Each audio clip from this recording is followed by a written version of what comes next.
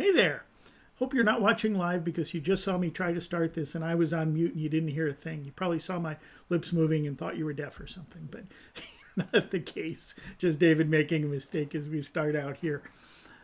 The question of joy. A question of joy. I love to talk about joy. I talked about control yesterday. Actually, I think I talked about people yesterday and joy and control the day before. But today I want to talk about joy. And one of the reasons I like control is it brings joy.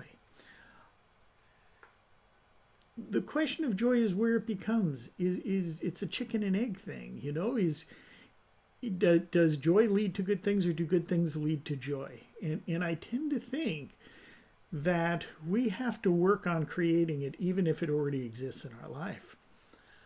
And I'm working on a piece, joy out of adversity. I am the happiest person I know, and I say that all the time, not to drive anybody nuts, but because it wasn't a natural thing. It wasn't something that existed without me taking some deliberate actions. And in all honesty, I didn't know joy was going to be the result of those actions. No clue. I was a happy guy, but I don't think I had that inner joy. I was outwardly happy, and I woke up happy every day, but there was no joy in me. And there's a difference between the two. But I went through some adversities. And joy began being built the moment I faced my biggest adversity. And some of you know my health challenges. I have cancer. And I like to say I had cancer because it's not showing up in the latest scans. And that's a great thing. I still go for treatment. I'm going through my 42nd chemotherapy treatment as we speak. I have a pump attached to me right here. And it's pumping chemotherapy into me. And I sat all day in a medical center getting infused. They give me a pump for 2 days and I take it home. How can you be happy? How can you be joyful when you're going through that? You know, you see all these things on TV and in movies and you've known people and it's real. Everything you see is real. But how can you bring something different to that? And how can you find joy? And the piece I'm writing, and I've been writing since November, and we're going to come up to a full year, and I hope to take about 18 months to complete it, is finding joy through adversity. And it's adversity that helped me find it. Yes, some good things are happening in my life. But I look at my life as really a tripod of things that are going into it right now. Certainly in my medical care, I talk about the tripod of healthcare. I get treatment. I go to doctors. I do everything I can. I have tremendous faith. My wife and I, every meal we pray. And I do not, and some people will take exception of this, I don't pray for myself. I pray for everybody else that I can. And my wife has a long list that she keeps. And so I do the beginning of the prayer. My wife talks about all of the people that we're praying for. And it's a joint effort. And if she weren't there, I would do that. So we take that and we do that at meals and things. And I have my conversations with God. So faith is a very real part of our life. And the other thing is, what's my mindset and mindfulness? What am I thinking about? What am I doing on a daily basis? And I'm thinking about being a healthy guy. I'm thinking about living a long time. My granddaughter is 14 months old right now. We're about to be any day. And I think about dancing at her wedding. My grandfather always told my sister, I want to dance at your wedding. And I remember watching him, and I think he was already 80 at that point. He was definitely 80. He was into his 80s. And I watched him dance at her wedding. And I want to dance at my granddaughter's wedding. And not to just copy my grandfather, because that's a goal. It's a beautiful 14-month girl, and I think of her as growing up and all the great things she's going to be and do. And I think about her having siblings and cousins and everything. And not to put any pressure on my kids, but get it done. And those things bring me joy thinking about them. They make me happy thinking about that future, thinking into that, thinking about my health. I talk about my 100th birthday party all the time. It's going to be August of 2061.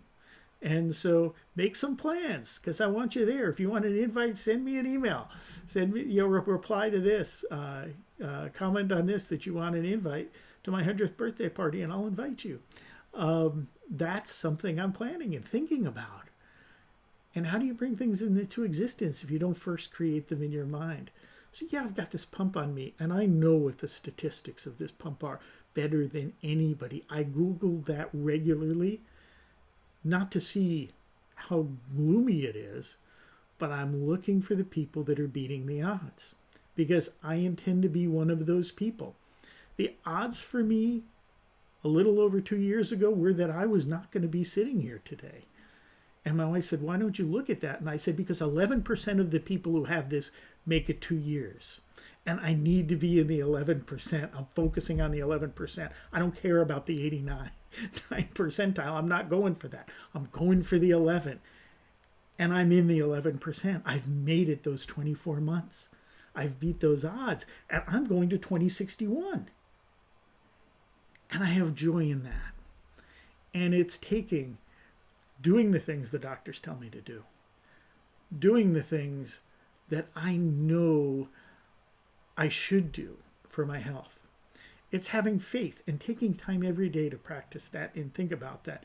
And if I'm not with my wife, and it's with COVID, it's very rare that I'm not with my wife, but on those occasions before COVID when we weren't together, I made sure that I took time to talk to the guy upstairs and express my faith.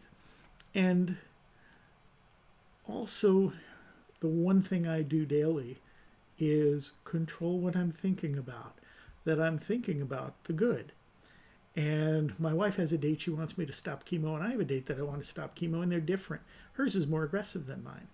Mine is, I know I can get through this a little bit longer to get the optimum result.